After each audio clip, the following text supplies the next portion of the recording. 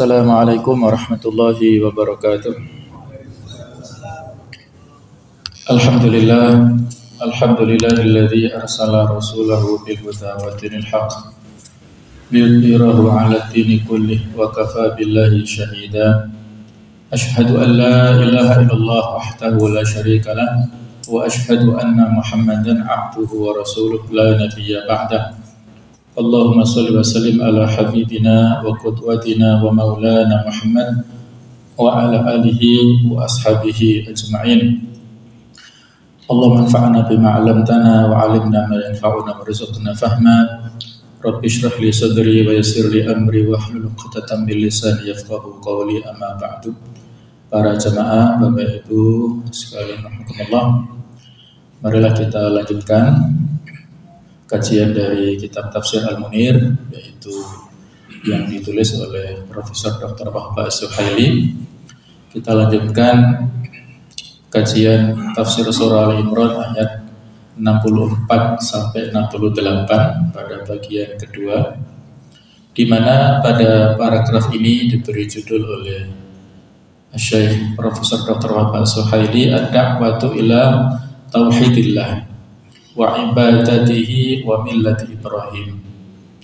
Seruan atau dakwah kepada tauhid, pengesaan kepada Allah Subhanahu wa taala, mengibadahinya serta kepada agama Nabi Ibrahim alaihissalam. Ayat ini sudah kita baca, mari kita baca kembali supaya lebih memahamkan kita. A'udzubillahi minasyaitonir rajim.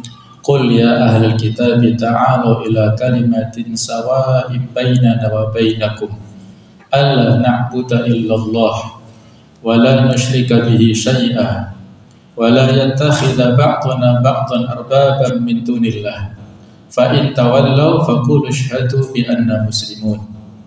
Katakanlah wahai Muhammad, wahai ahli kitab, orang-orang Yahudi ataupun orang-orang Nasrani, marilah kita menuju kepada satu kalimat pegangan yang sama antara kami dan kamu, bahwa kita tidak akan menyembah selain Allah dan kita tidak mempersekutukannya dengan sesuatu pun, dan bahwa kita tidak menjadikan satu sama lain Tuhan-Tuhan selain Allah. Jika mereka berbalik, maka katakanlah kepada mereka, saksikanlah bahwa kami adalah orang-orang Muslim. Sudah kita singgung di sini pada pertemuan sebelumnya, ada kalimatin sawa. Ya, ini adalah dijadikan sebagai syubhat, lontaran-lontaran yang bisa menimbulkan keraguan kepada kaum muslimin, yang disampaikan oleh para pendukung paham liberalisme agama ataupun pluralisme, ya, pluralisme agama, kebebasan agama atau agama sama, ya, antara satu dengan yang lain, atau dalam bahasa lain adalah common platform, ya, titik temu antara seluruh agama. Jadi tidak ada bedanya antara Islam, Kristen, Yahudi, toh semuanya adalah agama samawi. Itu diambil syubhat dari kalimat sawa, titik sampai di sini, tidak dilanjutkan apa titik kesamaan antara seluruh agama di sini. Harusnya adalah yang dijelaskan pada ayat ini, alla na'budu illallah, kita tidak menyembah kecuali kepada Allah, wala nusyrika bihi syai'a, dan kita tidak berbuat syirik, menyekutukan dengan Allah kepada sesuatu pun, wala yattakhidha ba'duna ba'dan arbaba min dunillah, tidak menjadikan satu dengan yang lain tandingan Tuhan-Tuhan selain Allah. Jadi ini kalimat sawa dijelaskan di sini, tapi nggak disebutkan dalam penjelasannya. Ya ahlul kitab lima tuhajuna fi Ibrahim wa ma unzilatit Taurat wal Injilu illa min ba'di afala ta'qilun. Wahai ahli kitab, mengapa kamu berbantah-bantahan tentang Ibrahim, padahal Taurat dan Injil diturunkan setelah dia, yaitu Nabi Ibrahim? Apakah kamu tidak mengerti? ha antum haula'i hajajtum fima lakum bihi ilm falima tuhajjuna fima laysa lakum bihi ilm wallahu ya'lamu wa antum la ta'lamun. Begitulah kalian berbantah-bantahan tentang apa yang kalian ketahui, tetapi mengapa kalian berbantah-bantahan juga tentang apa yang tidak kalian ketahui? Allah mengetahui sedangkan kalian tidak mengetahui. Ma kana Ibrahimu Yahudiyya wala Nasraniyya walakin kana hanifan muslima wa ma kana minal musyrikin. Ibrahim itu bukanlah seorang Yahudi dan bukan pula seorang Nasrani, tetapi dia adalah seorang yang lurus Muslim dan dia tidaklah termasuk orang-orang musyrik. Inna awlan nasi bi Ibrahim alalladzina taba'uh wa hadha an-nabiyyu walladzina amanu wallahu waliyyul mu'minin. Orang yang paling dekat kepada Nabi Ibrahim ialah orang yang mengikutinya, dan Nabi ini yaitu Nabi Muhammad, dan orang yang beriman. Allah adalah pelindung orang-orang yang beriman. Inilah ayat-ayat yang kita kaji ya, dan sebelumnya sudah kita bahas tentang mufradat lughawiyah, kemudian juga tentang sababun nuzulnya dan sebagian tafsir wal bayan. Kita teruskan tafsir dan penjelasannya. Kemudian Allah Subhanahu wa taala memberi isyarat akan kebodohan dan kedunguan mereka di dalam klaim mereka ini. Allah Subhanahu wa taala berfirman, seperti itulah kalian tetap berbantah dan berselisih tentang sesuatu yang sebenarnya kalian sudah memiliki pengetahuan tentangnya, yaitu tentang Nabi Isa alaihissalam. Kalau Imam Al-Qurtubi menyebutkan tentang kedatangan Nabi Muhammad sallallahu alaihi wasallam ya, dari penjelasan yang terdapat di dalam kitab Taurat dan Injil, dan kalian sudah diberi hujjah atau argumen yang mementahkan argumen kalian, serta sudah jelas bagi kalian kesalahan yang ada. Lalu bagaimana dan atas dasar apa kamu juga berdebat dan berbantah tentang Nabi Ibrahim alaihissalam, yaitu bahwa ia adalah seorang Yahudi atau ia adalah seorang Nasrani. Dan Allah Subhanahu wa taala mengetahui apa yang tidak kalian ketahui dan tidak kalian lihat, dan kalian tidak mengetahui kecuali apa yang kalian kenal, kalian lihat atau yang kalian dengar. Jadi orang-orang Yahudi, mereka ini adalah orang-orang yang disebut al-maghdub alaihim, orang-orang yang dibenci. Mereka mengetahui kebenaran tetapi tidak mau menerimanya. Sementara orang-orang Nasrani adalah ad-dhalin, orang-orang yang sesat, mereka tidak mengetahui, tidak bisa membedakan mana yang hak dan mana yang batil. Sama-sama kita tidak boleh mengikuti jalan al-maghdub alaihim ataupun ad-dhalin yang disebutkan di surah Al-Fatihah itu. Kemudian jemaah sekalian, ini merupakan sebuah bantahan dan penolakan dari Allah Subhanahu wa taala terhadap klaim dan perdebatan seperti ini tentang Nabi Ibrahim alaihissalam, serta penolakan terhadap perdebatan seputar sesuatu hal yang mereka tidak memiliki ilmu tentangnya. Hal ini juga mengandung perintah bagi mereka untuk mengembalikan apa yang mereka tidak memiliki pengetahuan tentangnya kepada Zat yang Maha mengetahui yang ghaib dan yang tampak, Zat yang mengetahui segala sesuatu dengan sebenarnya. Segala sesuatu yang kita tidak punya ilmu, kita kembalikan kepada Allah Ta'ala yang Maha Tahu. Kemudian Allah memberikan pernyataan yang tegas tentang hakikat Nabi Ibrahim alaihissalam, yaitu bahwa ia bukanlah seorang Yahudi, bukan pula seorang Nasrani, akan tetapi ia adalah orang yang berpaling dari sikap menyekutukan Allah Subhanahu wa taala dan dari paganisme, yaitu penyembahan kepada berhala. Orang yang pasrah dan tunduk kepadanya, taat kepada semua perintahnya dan menjauhi segala larangannya.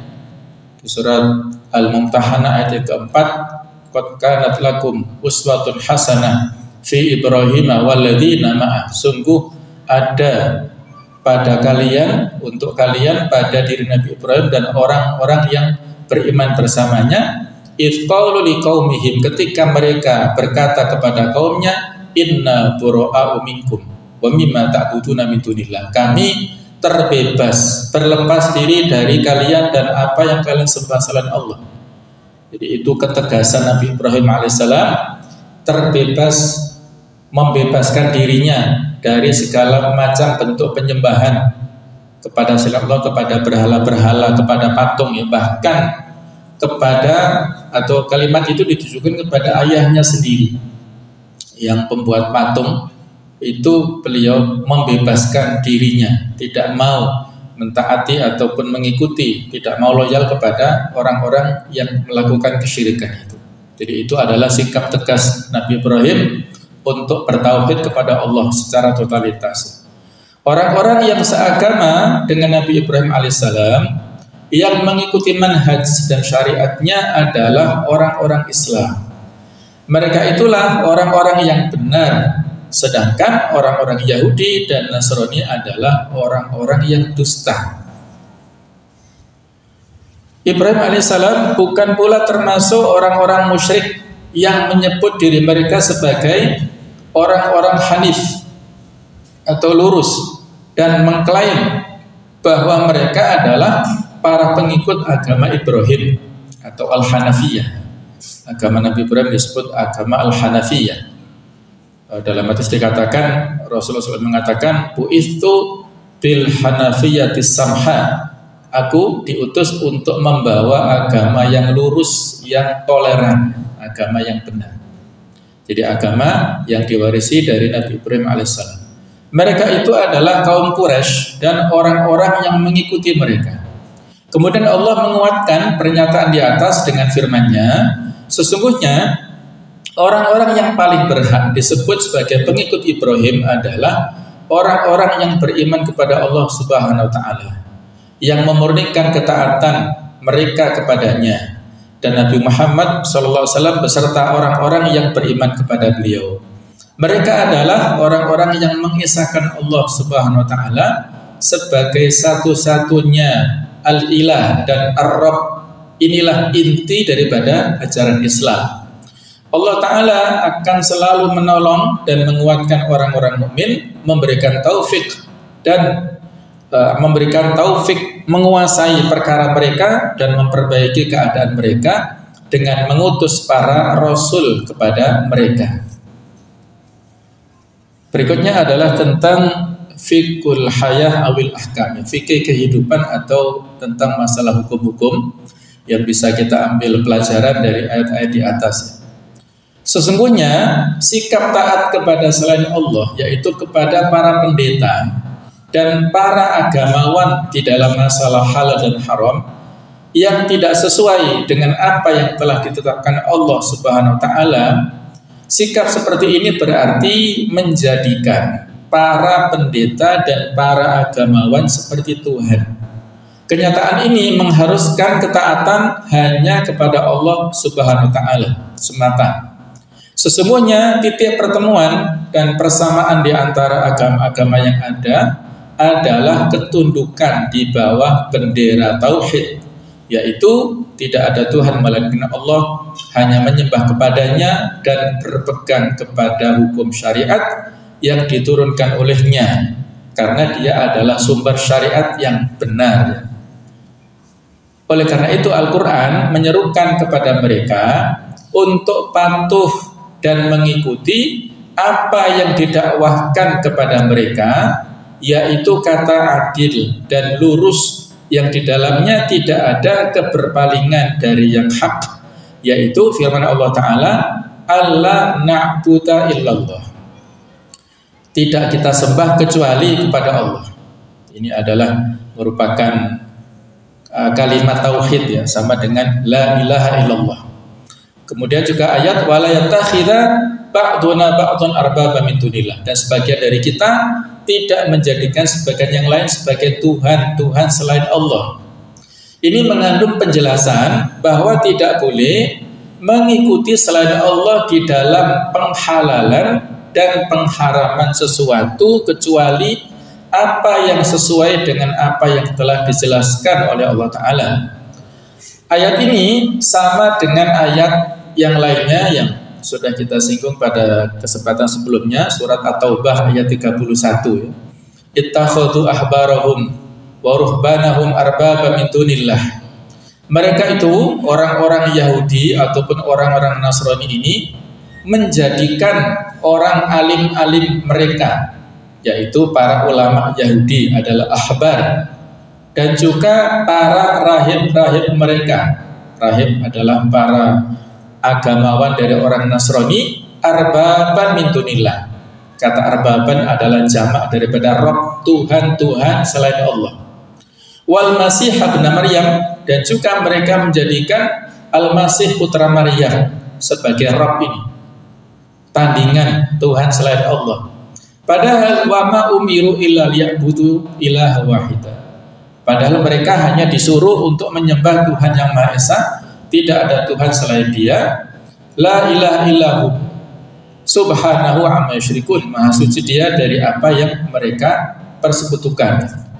Jadi ayat ini sudah kita singgung ya, tentang bagaimana protes yang disampaikan ya oleh seorang Adi bin Hatim. Beliau seorang sahabat yang dulunya beragama Nasrani ya. Pada saat mendengarkan ayat tersebut, protes, ya Rasulullah, lasna na'buduhum, wa Rasulullah, kami dulu tidak menyembah mereka.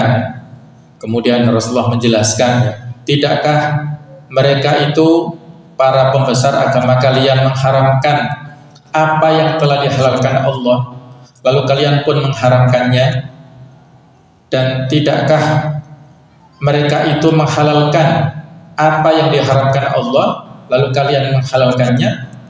Maka Adi bin Hatim menjawab, betul ya Rasulullah. Maka Nabi mengatakan, fatilka ibadatuhum, itulah bentuk penyembahan mereka kepada para pemuka agama. Jadi ibadah di sini bukan semata-mata sujud, rukuk, menyembah kepada para pemuka agama.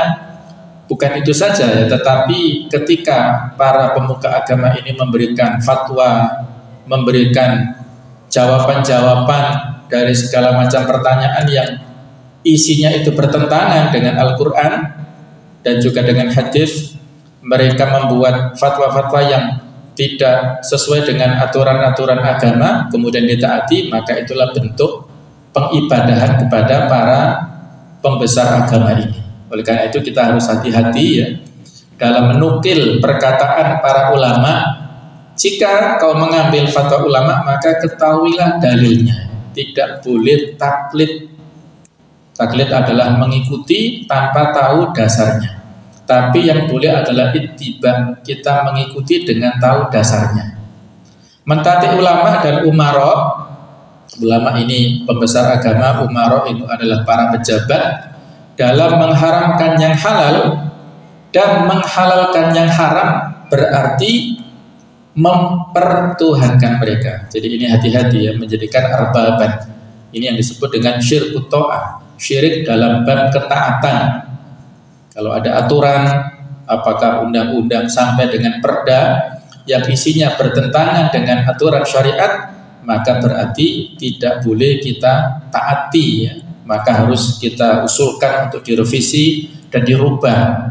Nah, siapa yang bisa merubah, siapa yang bisa merevisi, itu adalah para anggota legislatif. Mereka yang punya wewenang hak legislasi.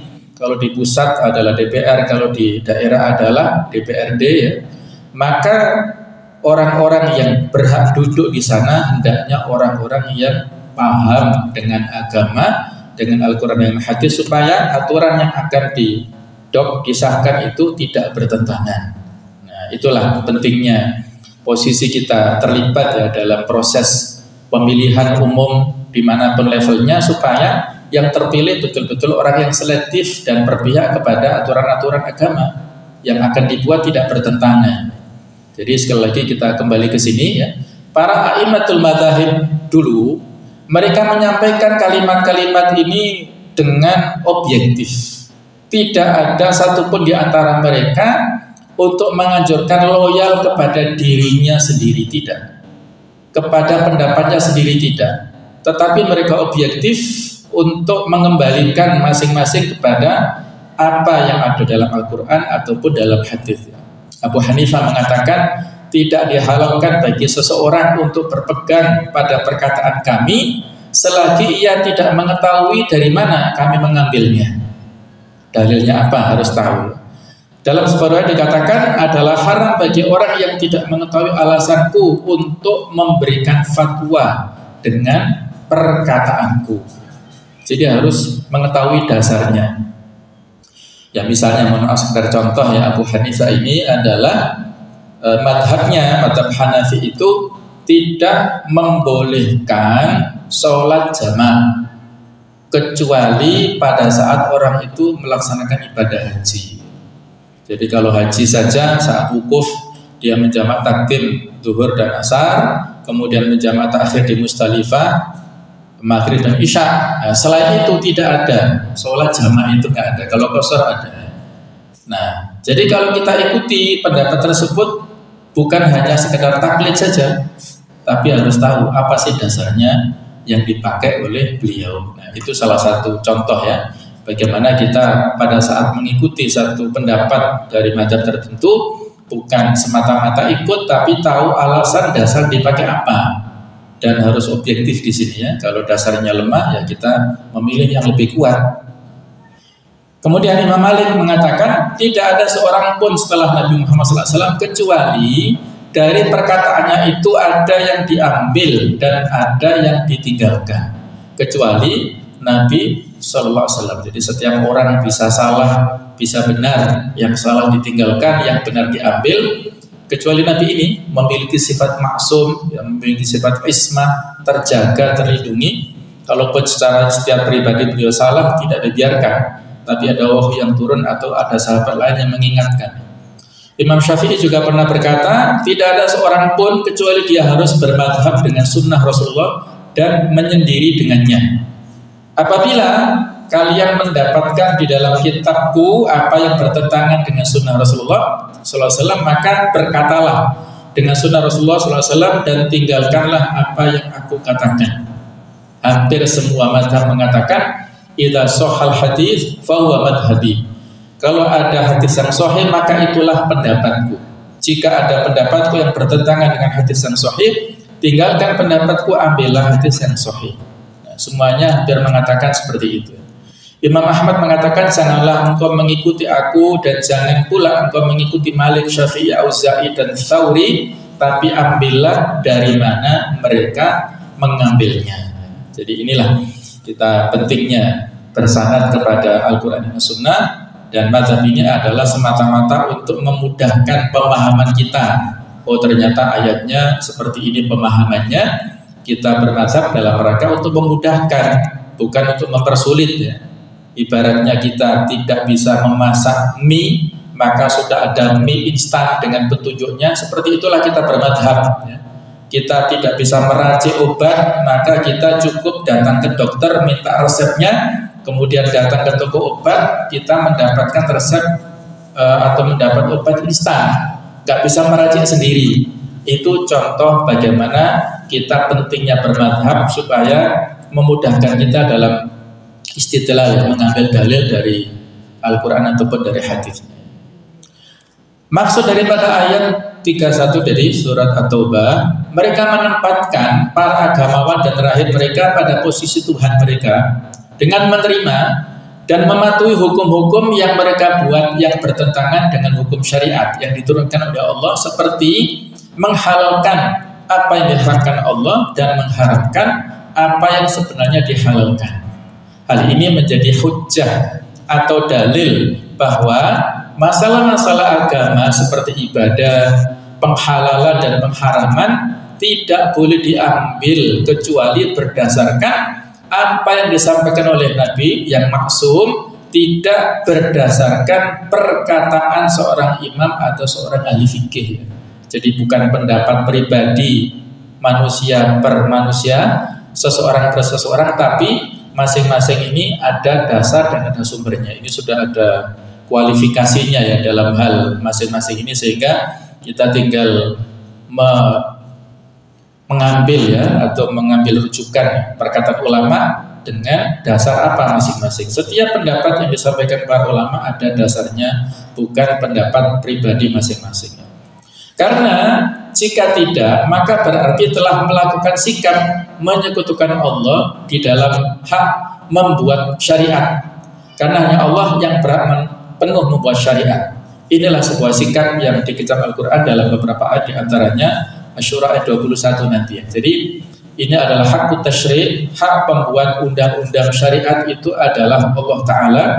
Kemudian Allah Ta'ala memberikan distribusinya kepada Rasulullah SAW dalam bentuk hadis ya. Jadi masing-masing dalam hal ibadah kepada Allah Ta'ala kita harus dengan dasar yang jelas dilegalkan Allah Ta'ala, kemudian diberikan petunjuk oleh Rasulullah SAW. Begitu pula dalam muamalah, hak untuk mengatakan ini halal boleh kita lakukan, boleh kita konsumsi, ini haram tidak boleh kita lakukan, tidak boleh kita konsumsi, itu adalah milik Allah Subhanahu wa Ta'ala, bukan milik orang per orang ya. Nah, dalilnya ini surat Asy-Syura ayat 21 ini ya. Bahwasanya amlahum syuraka'u syara'u lahum minal ladzina ma lam ya'dzam bihillah. Apakah mereka mempunyai sesembahan selain Allah yang menetapkan aturan agama bagi mereka yang tidak diizinkan atau diridhoi oleh Allah? Walau kalimatul fasli laqudhiya bainahum. Dan sekiranya tidak ada ketetapan yang menunda hukuman dari Allah, laqudhiya bainahum, tentulah hukuman di antara mereka telah dilaksanakan. Wa inna zalimina lahum adzabun alim, dan sungguh orang-orang zalim akan mendapat azab yang sangat pedih. Jadi orang-orang yang membuat syariat, tandingan ya, aturan selain Allah Ta'ala yang tidak diizinkan, maksudnya adalah yang bertentangan ya dengan aturan Allah, ini disebut syuraka, yaitu para tandingan atau arbaban tadi, para sesembahan selain Allah. Jadi bahasanya bahasa yang sangat keras di sini ya.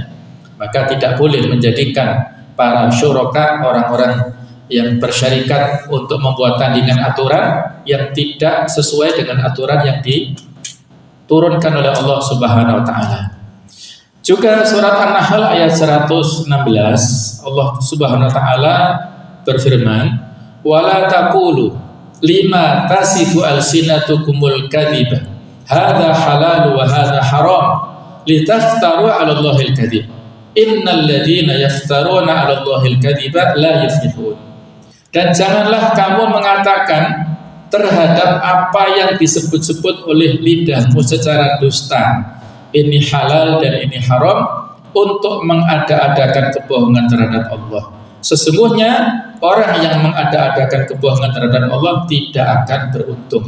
Jadi memang kita harus berhati-hati, harus waspada, jangan sampai lancang ya dalam hal membuat tasyri', membuat undang-undang ini, menghalalkan yang haram dan mengharamkan yang halal ya. Ini bertentangan dengan aturan Allah Subhanahu wa Ta'ala. Hak tasyri' itu adalah milik Allah Subhanahu wa Ta'ala secara mutlak, kemudian juga kepada Rasulullah. Ya ayyuhalladzina amanu atiullaha wa atiur rasul wa ulil amri minkum. Surat An-Nisa 59 ini adalah ditujukan untuk rakyat yang dipimpin harus taat kepada Allah secara mutlak, taat kepada Rasul secara mutlak, kemudian ada ketaatan kepada ulil amri, para pemimpin. Ini ketaatan yang muqayyadah, ketaatan yang terbatas. Selama para pimpinan kita melaksanakan atau membuat aturan yang tidak bertentangan, sami'na wa ata'na. Tapi kalau aturannya bertentangan, maka tidak boleh la sam'ata wa la ta'ata, tidak boleh kita mendengar dan tidak boleh kita taati. Nah, ada benar sekalian ya, dalam masalah-masalah duniawi seperti qadha, kehakiman atau pengadilan, dan politik, maka diserahkan kepada ahlul halli wal aqdi, kepada majelis permusyawaratan, kepada orang-orang yang mewakili kita, yang punya wewenang untuk membuat aturan perundang-undangan itu. Apa yang mereka putuskan di dalam masalah ini, maka wajib menerimanya dan menaatinya. Selama itu tadi ya, selama produk aturan tersebut tidak bertentangan dengan apa yang ada dalam Al-Quran dan As-Sunnah dan aturan yang ada dalam Islam secara umum. Sehingga kalau kita komparasikan, ini tambahan dari saya, tidak ada dalam tafsir Al-Munir, tapi ini sebagai bentuk pencerahannya, bahwasanya kalau ada sebagian kelompok di antara kaum muslimin ya yang memposisikan Pancasila berhadapan-hadapan dengan Islam ya, Pancasila tauhid, nah, Islam ini adalah aturan benar. Nah, ini berarti dia parsial ya dalam memahaminya. Kenapa demikian ya? Karena posisi Pancasila ini adalah yang mengatur ini persoalan dunia, persoalan kodok, masalah politik yang itu hablum minan nas mata-mata. Yang kalau kita lihat pendapat dari Syekh Thaha Jabir Al-Ulwani tentang konsep hakimiyah, pembuatan perundang-undangan itu ada dua, ya, ada dua jenis. Yang pertama hakimiyatullah, pembuatan undang-undang yang merujuk kepada Al-Quran dan ketentuan sunnah kauniyah. Artinya ini mutlak milik Allah Ta'ala, tasyri' ini adalah mutlak milik Allah Ta'ala. Sedangkan yang kedua adalah hakimiyatul bashar, yaitu merujuk pada wewenang manusia untuk mengatur hidup bersama. Ini namanya hukum positif yang dibuat oleh manusia. Dasar negara atau Pancasila adalah peraturan yang dibuat manusia untuk kemaslahatan bersama. Aturan yang mengikat antara manusia yang ada di Indonesia.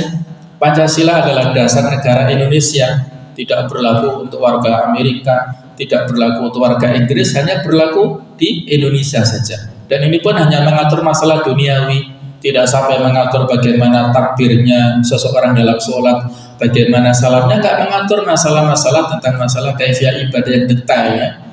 Ya ibaratnya seseorang yang memposisikan ya undang-undang ya dalam hal lalu lintas, misalnya sekedar contoh. Aturan lalu lintas ini dibuat untuk menertibkan bagaimana laju lalu lintas ya, sehingga kalau ada orang, wah ini nggak boleh, misalnya aturan di Indonesia harus jalan sepeda motor atau jalan kaki sebelah pundi Pak, sebelah kiri ya. Kita aturannya sebelah kiri, kalau di Saudi sana sebelah kanan. Nah, sementara ada orang yang ngotot, pokoknya kita harus ikut Saudi. Islam itu suka yang kanan, at-tayammun, Nabi itu suka sesuatu yang kanan. Maka saya harus berjalan di jalan raya sebelah kanan, misalnya gitu ya. Terus ternyata ketabrak, misalnya kecelakaan. Nah, kira-kira yang disalahkan siapa? Dia sendiri ya, karena tidak mengikuti aturan. Jadi bukan kita saklek dalam menyimpulkan ya, mengambil hukum dari hadis tertentu, tapi ini adalah aturan bersama. Al-muslimuna inda syurutihim, orang-orang muslim itu terikat dengan aturan yang disepakati bersama di antara mereka. Ma ra'ahul muslimuna hasanan fahuwa indallahi hasan. Sesuatu yang dilihat menurut kaum muslimin itu baik, maka menurut Allah itulah baik. Ini dalil daripada istihsan. Dalam usul fikih ada mashaikhul syar'i, dasar-dasar hukum yang sangat banyak yang sepakat kan Al-Quran hadis ijma' qiyas ya, 4 ini sepakat. Tapi yang mukhtafi, yang berbeda, ada istihsan ya, menganggap sesuatu itu baik. Ada masalah mursalah, kemaslahatan yang tidak diatur tapi dilepaskan. Ada masalah syar'u man qablana dan lain-lainnya.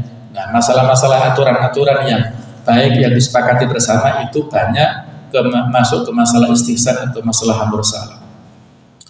Nah, ini panjang pembicaraannya ya. Jadi misalnya tentang jual beli online, dulu kan nggak ada, barangnya nggak ada, berarti jual belinya nggak sah, kan tidak sesaklek gitu ya.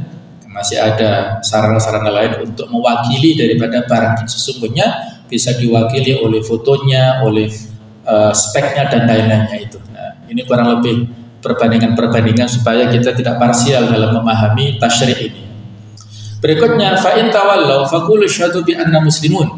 Jika ahli kita Yahudi atau Nasrani itu berpaling dari apa yang kepadanya mereka diajak, yaitu al-kalimatus sawa tadi, kata yang adil, yang lurus dan tengah-tengah, yang tidak diperselisihkan lagi di antara kedua belah pihak, maka katakanlah kepada mereka, kami adalah orang-orang muslim, yaitu orang-orang yang memeluk Islam, tunduk dan patuh kepada hukum-hukumnya. Mengakui semua bentuk nikmat di dalam hal ini yang telah dikaruniakan Allah Ta'ala kepada kami, tanpa menjadikan seorang pun sebagai Tuhan, tidaklah Isa, tidak Uzair, dan tidak pula malaikat. Ini sebagai penegasan ya, orang-orang Yahudi, orang-orang Nasrani menjadikan Isa Al-Masih ibnullah, orang-orang Yahudi menjadikan Uzair sebagai ibnullah, dan juga ada sebagian yang penyembah para malaikat. Ini adalah makhluk-makhluk Allah yang mendapatkan risalah dari Allah. Kita mengikuti risalahnya karena mereka menyampaikannya mendapat mandat dari Allah Subhanahu wa taala, tidak menyembah mereka.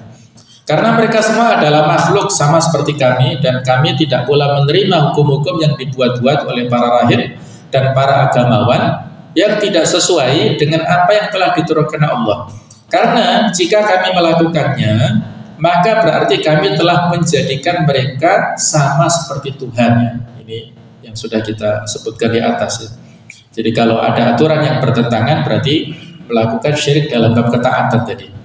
Ayat atau hujjah yang paling jelas dan kuat yang membantah dan mementahkan persakaan dan klaim kaum Yahudi dan Nasrani bahwa Ibrahim adalah pemeluk agama mereka adalah ayat ya ahlul kitabi lima tuhajuna. Ayat ini membantah dan mendustakan mereka dengan menjelaskan sebuah kenyataan, yaitu bahwa agama Yahudi dan Nasrani datang setelah Nabi Ibrahim alaihissalam, yaitu yang dijelaskan oleh ayat wa ma unzilatit Taurat wal Injilu illa min ba'di. Taurat dan Injil tidaklah diturunkan melainkan jauh setelah masa Nabi Ibrahim alaihissalam. Jadi bagaimana mungkin Nabi Ibrahim bernisbat kepada agama baru yang datang setelah masa dirinya? Hal ini dikuatkan lagi dengan kenyataan bahwa agama Yahudi adalah agama yang telah mengalami pendistorsian dan perubahan-perubahan dari bentuk aslinya, yaitu agama Nabi Musa. Begitu juga halnya yang terjadi pada agama Nasrani, telah mengalami perubahan dan pendistorsian dari bentuk aslinya, yaitu agama Nabi Isa. Masing-masing tidak ada yang valid, tidak ada yang sesuai dengan ajaran yang dibawa oleh masing-masing Nabi Musa dan Nabi Isa. Dan itu bukan hanya terjadi pada saat kontemporer, saat ini saja. Sejak dulu mereka sudah melakukan penyimpangan, jadi sudah tidak orisinil lagi. Berikutnya ayat ha antum haula'i hajjajtum fi ma lakum ilm. Ayat tersebut mengandung petunjuk tentang larangan berdebat dan berbantah bagi orang yang tidak memiliki pengetahuan. Adapun debat bagi orang yang memiliki pengetahuan yang mendalam dan bertujuan untuk membela dan menampakkan kebenaran, maka hukumnya boleh. Hal ini berdasarkan ayat tentang dakwah bil hikmah, surat An-Nahl 125, ud'u ila sabili rabbika bil hikmah, serulah manusia kepada jalan Tuhanmu dengan hikmah, wal mau'izatul hasanah, serta nasihat pelajaran yang baik, wajadiluhum billati hi ahsan, dan berilah perdebatan yang bantahlah mereka dengan cara yang baik. Jadi relevansi di sini adalah potongan ayat wajadiluhum billati ahsan. Jadi kita harus punya ilmu ketika menyampaikan perdebatan diskusi dengan orang-orang yang tidak percaya dengan rukun-rukun iman, dengan rukun-rukun Islam, yang mempercayai tentang madhab atau pemahaman dalam hal pluralisme agama tadi. Nah, maka kita sampaikan bagaimana Islam yang sebenarnya yang dibawa oleh Nabi SAW, tidak anti kepada pluralitas, tidak anti kepada heterogen, tapi juga tidak menganut paham pluralisme. Jadi beda ya antara pluralitas dan pluralisme. Kalau pluralitas itu adalah meyakini atau melihat fakta sesuai dengan kenyataan yang bermacam-macam, heterogen, itu fakta. Tapi kalau pluralisme itu adalah menyamakan antara yang sama itu sama benarnya, mirip-mirip sinkretisme lah, yang menyamakan, mencampur adukkan semua agama. Nah, cuma sekalian ada sebuah hadis yang bisa kita jadikan sebagai inspirasi tentang masalah ini. Sa'a rajulun min bani Fazar ya, ila Nabi sallallahu alaihi wasallam, ada seseorang yang datang dari Bani Fazar kepada Nabi sallallahu alaihi wasallam. Faqala, beliau mengatakan, ya Rasulullah, wahai Rasulullah, inna mar'ati waladat ghulaman aswad. Istriku itu melahirkan anak yang kulitnya hitam. Faqala Nabi sallallahu alaihi wasallam halaka min ibil. Apakah kamu punya unta? Jadi rupanya laki-laki ini protes ya, kenapa anaknya hitam padahal dia dan istrinya kulitnya putih gitu ya. Kenapa anaknya bisa hitam? Qala, maka Nabi memberikan ilustrasi ya, semacam kias analog tentang gen yang ada pada unta. Apakah kamu punya unta? Betul, saya punya unta. Fama alwanuha, apa warna-warna untamu itu? Qala humrun, warnanya merah. Fahal fiha awraq, apakah selain warna unta tersebut ada yang berwarna abu-abu? Qala na'am, ada. Inna fiha la burqan, ada yang berwarna abu-abu, artinya tidak sama dengan induk-induknya. Qala anna atahadzalik, terus dari mana kira-kira warna tersebut itu bisa muncul kepada anak-anaknya? Qala, maka laki-laki menjawab la'alla irqan nazaha, boleh jadi ya, para pendahulu unta tersebut adalah dari gen keturunan dari yang sebelumnya. Maka Nabi menjawab fahadzala alla irqan nazaa, mungkin hal yang sama juga terjadi pada putramu itu, bukan mewarisi dari kamu atau istrimu, tapi mungkin dari mbah-mbahnya, dari kakek buyutnya. Seperti inilah, sehingga dalam Islam memang kita perlu ya untuk mencari ya, kalau dalam filosofi orang Jawa ya, kita mencari pasangan, bibit bebet bobotnya itu perlu dipertimbangkan ya. Kalau dalam hadis yang populer ya, tapi hadis ini ternyata dhaif, tidak ada asasnya, tidak ada aslinya ya. Takhayyaru lin nutfikum, pilihlah kalian untuk menempatkan nutfah, air mani kalian, maksudnya pilihlah istri-istri kalian. Fa innal irqa dassas, sesungguhnya gen itu bisa memberikan pengaruh, bisa mengintervensi kepada keturunan.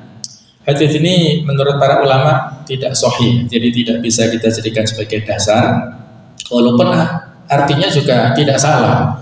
Kalau hadis yang sahih adalah tungkahul mar'atu li arba'in, wanita itu dinikahi karena 4 hal, 4 faktor.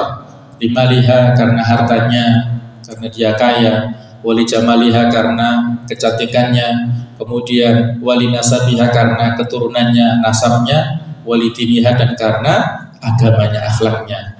Fadfar bidatitin fataribat yadak, maka pilihlah yang paling bagus dalam bab agamanya, niscaya engkau akan beruntung. Kalau harta bisa habis, kalau kecantikan bisa hilang, semakin tua semakin hilang. Kalau nasab juga ayahnya meninggal, apa yang bisa atau keluarganya tidak ada, maka apa yang bisa dibanggakan. Tapi kalau agama ini akan abadi ya. Nah, itu sebuah hadis yang sahih. Nah, cuma sekalian ini tambahan ya, supaya kita memiliki wacana ya tentang beberapa sifat yang diturunkan dari orang tua kepada anak, gen tadi ya. Kalau tadi ada pada unta, pada binatang, pada manusia juga ada gen ayah dan ada gen ibu. Gen ayah ini yang bisa berpengaruh kepada anak-anaknya tentang tinggi badannya, struktur giginya, warna mata, keberanian mengambil risiko, tanggung jawab ya, kemudian selera humornya. Ada yang paling penting di sini adalah diantaranya jenis kelamin. Itu juga mempengaruhi. Kalau kata para ahli medis ya, laki-laki ya, seorang suami dia itu memiliki saudara seberapa banyak jenis kelaminnya, maka itu berpengaruh kepada anak-anaknya. Laki-laki yang dia itu saudara-saudaranya banyak laki-laki, kemungkinan anaknya juga banyak laki-lakinya. Ya, saya contohnya, saya ini 7 bersaudara, 6 laki-laki, 1 perempuan. Anak saya menurun ya, anak saya 4, 3 laki-laki, 1 perempuan. Nah, itu salah satu, walaupun tidak mesti ya, tidak mesti. Jadi kalau jenis kelamin ini memang ada beberapa metode yang bisa direncanakan ya, di antaranya NOB, metode ovulasi billing, itu bisa dipakai sebagai acuan untuk merencanakan.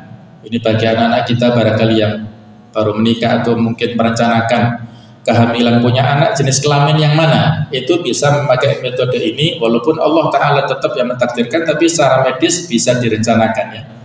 Dalam NOB ini, kalau seseorang ingin memiliki anak perempuan, maka jimaknya, laki-laki menjimak istrinya itu adalah pada puncak masa subur.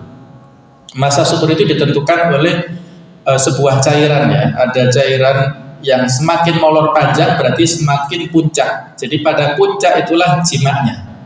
Setelah itu puasa. Suami tidak menggauli istrinya. Itu kalau dia ingin perempuan. Tapi kalau dia ingin laki-laki, maka menjimaknya setelah masa puncak subur itu, baru kemudian dia menjimak. Jadi sebelum puncaknya puasa dulu suaminya, kemudian setelah itu. Nah ini masalah yang kaitannya dengan MUB ya, hanya sekedar untuk informasi saja ya, kita nggak membahas masalah itu detailnya. Sedangkan untuk gen ibu itu ada warna rambut, ada kecerdasan, ada cara tidurnya, kebiasaan makan, tangan yang dominan, dan pengendalian rasa ya. Sehingga kalau kita ingin memiliki anak-anak yang cerdas ya, pilihlah wanita yang cerdas ya, dan lain-lainnya. Ini dari sisi medisnya ya. Allahu a'lam bishawab. Berikutnya adalah ayat ini mengandung petunjuk tentang wajibnya berdebat demi agama dan membuktikan kebohongan serta kesesatan orang-orang yang sesat, seperti apa yang dilakukan oleh Allah Ta'ala terhadap kaum Yahudi dan Nasrani di dalam masalah Isa alaihissalam. Allah menyangkal dan membantah kebohongan dan kesesatan mereka. Nabi Ibrahim tidak lain adalah orang yang berpegang teguh kepada agama Islam yang lurus. Ia bukanlah seorang musyrik, bukan seorang Yahudi, dan bukan pula seorang Nasrani. Orang-orang yang paling berhak dikatakan sebagai pengikutnya adalah mereka yang berjalan di atas manhajnya, baik yang hidup pada masanya maupun yang datang setelahnya. Orang-orang yang paling berhak dikatakan sebagai pengikutnya adalah mereka yang berhak di atas manhajnya, baik yang hidup pada masanya maupun yang datang setelahnya. Mereka itu adalah orang-orang yang lurus dan orang-orang muslim yang berserah diri kepada Allah, seperti Nabi Ibrahim alaihissalam, bukan seperti orang-orang musyrik. Begitu juga orang yang paling berhak dikatakan sebagai pengikut agama Nabi Ibrahim adalah Nabi Muhammad SAW dan orang-orang yang beriman kepada beliau, karena mereka adalah orang-orang yang bertauhid. Mereka adalah orang-orang yang bertauhid, mengesahkan Allah, dan Allah adalah penolong bagi orang-orang mukmin. Ini penjelasan ya tentang siapakah orang yang hanif. Orang yang hanif adalah condong menjauhi dari semua kebatilan dan mendekat kepada kebenaran, hidayah, tauhid, dan istiqomah. Condong menjauh dari kemusyrikan dan mendekat kepada tauhid. Condong menjauh dari kesesatan dan mendekat kepada hidayah. Condong menjauh dari kebatilan dan mendekat kepada kebenaran. Juga condong menjauh dari buruknya amal dan mendekat kepada amal yang sesuai dengan ilmu yang sahih. Inilah yang dimaksud dengan kata-kata hanif. Ibrahim adalah memiliki sifat yang hanif. Imam At-Tirmidzi mengatakan dalam sebuah riwayat dari Ibnu Mas'ud bahwasanya Nabi sallallahu alaihi wasallam mengatakan, "Inna likulli nabiyyin wulatan minan nabiyyin." Sesungguhnya ini baterainya habis. Sesungguhnya setiap nabi itu memiliki para sahabat dekat, para loyalis. Ya, wa inna wali abi wa khalilu rabbi. Sesungguhnya kekasih atau loyalisku, kekasihku adalah ayahku dan wa khalilu rabbi, dan juga kekasih adalah Tuhanku, yaitu kekasih Tuhanku adalah Nabi Ibrahim alaihissalam ya. Khalilur Rahman adalah Nabi Ibrahim alaihissalam. Kemudian beliau membaca ayat ini ya. Baiklah, alhamdulillah sudah selesai ya. Mudah-mudahan apa yang kita bahas ayat 64 sampai 68 ini memberikan informasi tambahan ilmu kepada kita semuanya, dan mudah-mudahan kita semua termasuk orang-orang yang bertauhid kepadanya, mengesahkan Allah dan tidak menyekutukan dengan sesuatu apapun ya. Subhanakallah bihamdik asyhadu an la ilaha illa anta astaghfiruka wa atubu ilaik. Wassalamualaikum warahmatullahi wabarakatuh.